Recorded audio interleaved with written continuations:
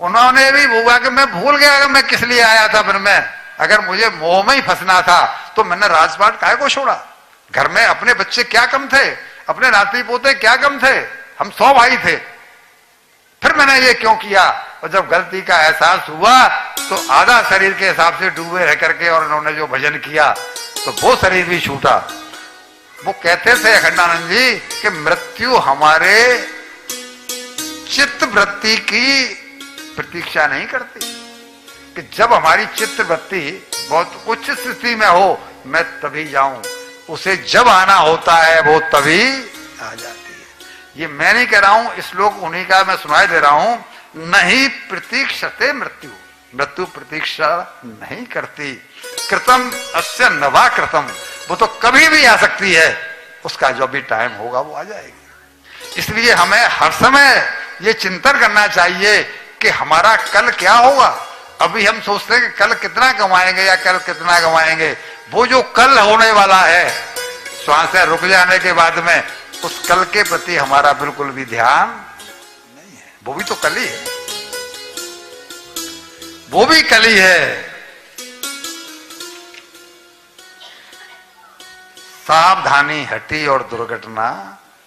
ऋषभदेव जी जैसे ऊंचे कुल में जन्म लेकर भी भरत जी भटक गए।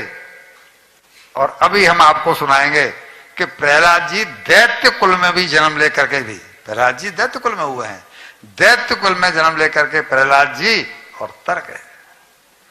कुल का कोई संबंध नहीं है, भजन से कुल का संबंध नहीं है। भजन बिना बड़े उच्च कल का उच्च कुल में जन्मा हो जीव, लेकिन उसकी गति तो वही होगी।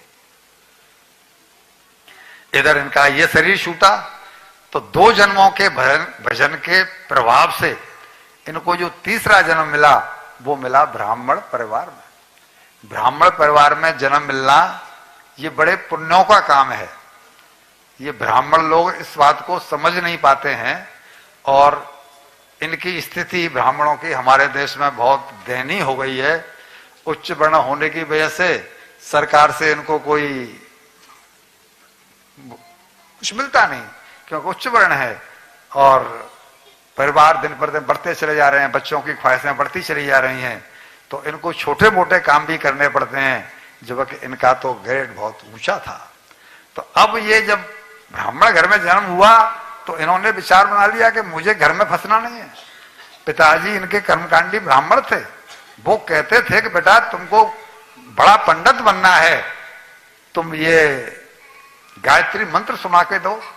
इन्होंने उनको एक गायत्री मंत्र सुना करके नहीं दिया। क्यों? आज गायत्री मंत्र सुनाऊंगा, कल कोई दूसरा मंत्र थमा देंगे, अब इसे याद कर, परसों कोई तीसरा शास्त्र थमा देंगे, फिर कोई और थमा देंगे, और एक न एक दिन मुझे इसी में। तो ये बिल्कुल पागलों की तरह से बोलिए श्री वाके बिहारी लाल की जय। ये मुझे संसार में धकेल देंगे। इन्होंने क्लियर कह दिया कि मुझे ये मंत्र याद नहीं होता है। तो उन्होंने कहा ये पागल है, लगता है ये तो मूर्ख है, एक ब्राह्मण परिवार में जन्म लेकर के भी और इस काम को नहीं कर पा रहा है, ये तो जड़ है। और जब घर में से ही नाम उनका जड़ रख दिया गया, मूर्ख रख दिया गया, मूर्ख रख दिया गया, तो बाहर वाले भी इनको जड़ भरत के नाम से पुकारने लगे। ये है विवेक। विवेक कह रहा है कि मेरे ये किस काम का, मैं पंडित बन गया, पंडिताई करने लगा, पैसा कमाने लगा, लेकिन मरना तो पड़ेगा, मरना पड़ेगा। क्यों? और इस बीच में अगर मैं मोह में फंस गया तो फिर चौपाया ही बनना पड़ेगा, क्योंकि मैं देख चुका हूं भजन मैंने नहीं किया, भजन मुझसे छूट गया तो चौपाया बनना पड़ा। वो कहते थे कि ये जो मेरी बात मुझे बता रहे हैं, शिक्षा दे रहे हैं, मैं इनकी क्यों मानूं, मैं वो करूं जो करना चाहिए। क्यों? कि पता नहीं कब मृत्यु आकर, पता है, पता नहीं कब मृत्यु आकर इस प्राण तत्व को खा जाए। देह त्याग कर पता नहीं कब ये हंस गगन में उड़ जाए। तब साथ नहीं जाएंगे परिजन जो मुझे सिखा रहे हैं कि ये याद कर, वो पढ़, वो पढ़, वो पंडिताई कर, वो शास्त्र पढ़। तब साथ नहीं जाएंगे परिजन, कोठी बंगले और माया। तब एक धर्म सत्कर्म दूसरा, बस इन दो की होगी छाया। इसलिए इन्होंने किसी की बात नहीं मानी। इनका ऐसा अजीब व्यवहार देख करके उन्होंने जो कहना शुरू कर दिया, और ये सोचते थे कि ये लोग मुझे पागल कह रहे हैं, लेकिन पागल तो ये स्वयं ही है। पागल ये स्वयं है, लेकिन ये कह मुझसे रहे हैं। ये लोग नहीं समझ रहे कि इनका कल्याण किसमें है, इनकी भलाई किसमें है। ये दुनिया पागल खाना है, नहीं समझ रहे सच्चाई में। ये मुझे पागल कह रहे हैं, ये दुनिया पागल खाना है, नहीं समझ रहे सच्चाई में। सब घूम रहे हैं ये पगलाए अपनी अपनी चतुराई में। सब घूम रहे हैं पगलाए अपनी अपनी चतुराई में। कोई धन वैभव में पागल है, कोई पागल है ठकुराई में। कोई धन वैभव में पागल है, कोई पागल है ठकुराई में। कोई कुर्सी मद में पागल है, कोई पागल उच्च पढ़ाई में।